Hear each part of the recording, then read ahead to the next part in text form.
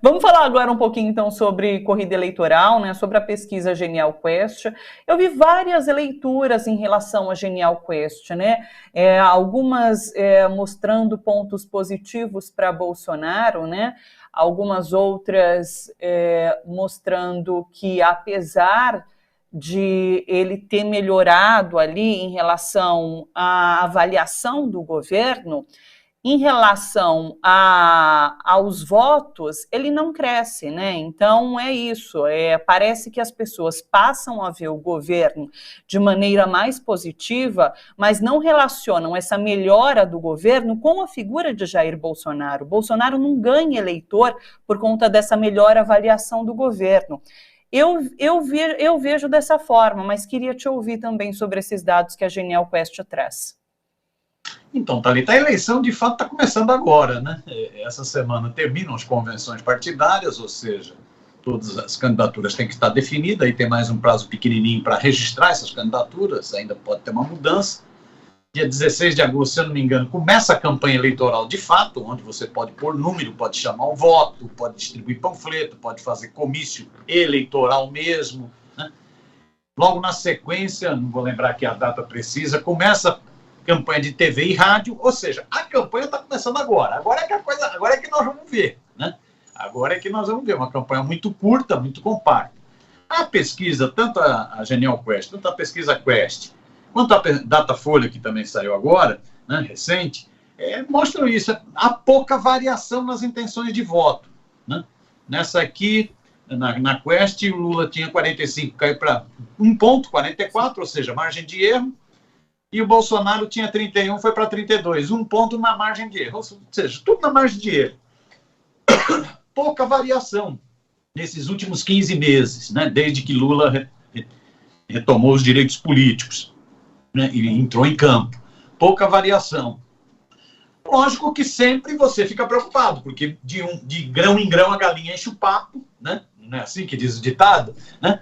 O Bolsonaro vem diminuindo. É que o Bolsonaro está jogando. Você vê, para o período, agosto, início de agosto, se você comparar com Fernando Henrique Cardoso, com Lula, Fernando Henrique Cardoso, 2 mandatos, Lula, 2 mandatos, Dilma, 2 mandatos, é a pior avaliação de governo de todas. É a pior situação de um presidente que concorre à reeleição. É a pior. Agora, ele está agindo basicamente, me parece, agora em 2 frentes, que é essa frente da bondade, da demagogia, e essa frente da ameaça, do caos, do golpe, né? Ele vai agindo nessas 2 frentes. Uma pequena... isso, é muito estável, parece um voto muito cristalizado. Agora, você tem que ficar atento. Na pesquisa, eu acho que uma das coisas que chama a atenção, que mereceria um cuidado maior do comando da campanha do presidente Lula, né? Da comunicação do presidente Lula, é essa questão dos evangélicos. Estava havendo uma aproximação, agora voltou a ter um distanciamento. O que significa que os mercadores da fé, esses que ganham muito, esses pastorzinhos lobistas que tem por aí, estão numa campanha intensíssima. É impressionante. Eles esqueceram a palavra de Deus, a pregação de Deus, não tem mais nada disso. Virou palanque, palanque. Né? O que é, inclusive, ilegal. Mas eles estão a 200 por hora. É impressionante o que você recebe de informação de atos políticos em cultos religiosos, né? Os caras estão a 200 por hora. Querem manter as benesses que têm e aumentar as benesses que têm, não é isso? Querem manter tudo que conquistaram no governo Bolsonaro, esses mercadores da fé, né? E mostra também que medidas na economia sociais têm impacto nessa base evangélica. Então, eu acho que esse é um dado que devia preocupar, né? Essa questão dos evangélicos, porque estava aproximando, porque é bom sempre a gente não confundir os mercadores da fé com a base evangélica popular, estava aproximando e agora distanciou. Então, eles estão em campanha muito mais intensa, espalhando muito mais fake news, não é isso? Falando muito mais mentira em culto religioso, não é isso? E, ao mesmo tempo, essa PEC do desespero, essas medidas podem ter impacto nessa base. Agora, é uma estabilidade. Isso, no meu entender, vai exigir determinadas avaliações do comando da campanha do Lula, que eu acredito que estejam sendo feitas. Me parece, Thalita, que 3 coisas são essenciais. Uma primeira questão essencial é desmascarar a demagogia do Bolsonaro nessa bondade dele. Nós precisamos retomar todos os discursos do Bolsonaro contra o Bolsa Família, contra políticas sociais. Nós temos que mostrar que esse cara é um canalha, é um mentiroso. Ele é a expressão da fake news no Brasil. É um mentiroso, é um farsante. Porque ele sempre foi contra programas sociais. Ele está fazendo isso por desespero eleitoral. E o Guedes, que é um oportunista, está lá quietão. Então, eu acho que uma primeira coisa, e isso é interessante, porque, por exemplo, eu não vi a Quest se trata isso, mas o Datafolha, na semana passada, ele tinha um dado muito interessante, que era o seguinte, deixa eu achar aqui, 54% dos beneficiários do Auxílio Brasil achavam que ele era insuficiente e 61% da população, no geral, aí não é dos beneficiários, não, dos eleitores brasileiros, achava que o objetivo era só para ganhar a eleição do Bolsonaro, ou seja, é eleitoreiro. Eu acho que isso a gente tinha que explorar mais. É mostrar que isso é um demagogo, eleitoreiro, farsante, mentiroso, que sempre detestou programas sociais, sempre foi contra, sempre votou contra. Mostrar, inclusive, o seguinte, o que ele dá com uma mão, dá, entre aspas, ele tira com a outra. Então, você vê, por exemplo, o contingenciamento de verbas para saúde e educação. Você vê todos os outros programas sociais, saiu uma grande reportagem na Folha outro dia, infelizmente teve pouco impacto, mostrando que o Auxílio Brasil ele aumenta por demagogia eleitoreira, os outros programas ele desmontou tudo. Minha Casa Minha Vida, todos os outros, Pronaf, ele desmontou tudo. Né? Então ele tira de um lado para dar outro, mais visível que dá voto. Então eu acho que isso é uma denúncia que a gente precisaria fazer com muita força. Segundo, é um movimento para continuar ampliando as forças que podem decidir a eleição no primeiro turno. Porque o que a pesquisa, a Quest e a Datafolha indicam é que ainda está dando para ganhar no primeiro turno. Né? A Quest, 2 pontos, né, na margem de erro para ganhar no primeiro turno. O que pode possibilitar ganhar no primeiro turno? É você ter migração de votos. Ter migração de votos agora, já que os votos dos dois estão muito... Os votos estão muito consolidados. Você tem que ter migração. Por isso a importância dessa atividade está falando, né, especulando que pode ser amanhã, do Janones retirando a candidatura e apoiando o presidente Lula a partir de um compromisso do Lula com determinados pontos programáticos que o Janones estava falando. É 1%, 2%, só que essa conta não é 1%, é 1% que sai de um lado e 1% que entra do outro lado. São 2%. Né? 3%, às vezes, que você soma numa retirada dessas. Esse debate continua com os setores do MDB que não estão fazendo campanha para Tebet. Esse debate continua com os setores desenvolvimentistas, democratas, que percebem que a candidatura do Ciro não vinga. Né? Então, eu acho que esse é o outro grande movimento. E um terceiro grande movimento, me parece, é insistir na rejeição do Bolsonaro. Esse é a âncora que joga o bicho para baixo. Insistir na rejeição dele. E ele tem muitas coisas para insistir na rejeição dele, na economia principalmente, mas também no terreno da política. Né? Ele continua com o seu discurso golpista e tal. Né? Por isso a importância, por exemplo, desses atos que vão ocorrer agora. O ato do dia 11 de agosto, da Carta, Sim. que é o ato do isolamento do Bolsonaro, não é isso? Né? E o ato do dia 16, da abertura da campanha no Anhangabaú, né? que é um ato fundamental, tem que ser uma coisa enorme para começar bem a campanha. Ou seja, e isso vai reforçando todo o discurso, reforçando a rejeição do Bolsonaro. Me parece, lendo as pesquisas, tanto a Datafolha quanto essa Quest, me parece que é o que está em jogo nesse momento. Me parece, Thalita. Sabe que eu li algumas análises, né, de analistas dizendo que o primeiro turno parece cada vez mais distante, mas de fato a gente tem então o Janones conversando amanhã com o Lula, podendo retirar a candidatura e daí haveria essa migração de votos, e a gente tem hoje o PROS anunciando também que Pablo Marçal vai retirar a candidatura e vai apoiar a chapa Lula-Alckmin, também mais 1% aí de intenção de voto, né, que migraria também diretamente para Lula. Então, acho muito cedo para falar que o primeiro turno não é possível levar, porque essas movimentações acho que devem mexer sim com esse tabuleiro, né? Uma outra anotação sobre o que você disse, sobre esse primeiro ponto. Sabe, Miro, que eu li uma análise da Thaís Oyama no UOL e eu achei bastante interessante, que ela diz o seguinte: a Genial Quest, ela traz que entre os que recebem o Auxílio Brasil, houve uma queda na rejeição ao governo Bolsonaro, né? Mas a gente traz também esse outro dado de que entre quem sabe que existe o Auxílio Brasil, 46% dizem que não vai mexer no voto. Então, isso, não se reflete no voto, apesar de mexer na avaliação do governo, isso não migra para eleitor, para Bolsonaro. E ela diz que, nesse sentido, Lula tem adotado um discurso muito bom e que tem tido efeito, que é o seguinte: ele diz para os eleitores, vai lá, tira o seu dinheirinho, mas não vota em Bolsonaro. Você, na hora de votar ali na urna, você manda uma banana para o Bolsonaro, né? Então, usa seu dinheirinho sim, pega o seu dinheirinho. Inclusive, a gente pensa em continuar com o Auxílio Brasil, ele já também coloca esse discurso ali na campanha de manter o auxílio, mas é isso, não relacione esse dinheiro que está vindo a Bolsonaro. E isso parece que tem funcionado, porque, de fato, é isso. Melhora a avaliação do governo, mas isso não se reflete em voto para Bolsonaro. Então, acho que a campanha está ligada e talvez Lula vai se aprofundar nesse discurso, né? Então, Thalita, a questão do primeiro turno, eu acho que é isso. O jogo tá sendo jogado.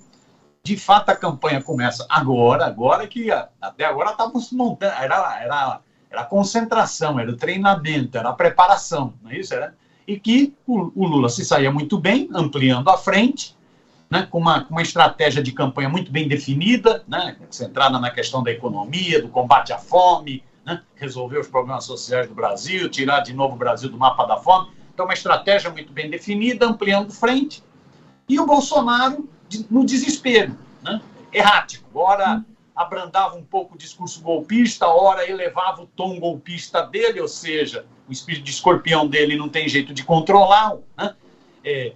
E com muita dificuldade. Agora, isso era a fase de treinamento. Ele também tentando montar os seus palanques. Você vê que ele que falava sempre que era a antipolítica, o esforço dele foi para ampliar com a coligação, para ter tempo de televisão e rádio, coisa que ele não teve em 18.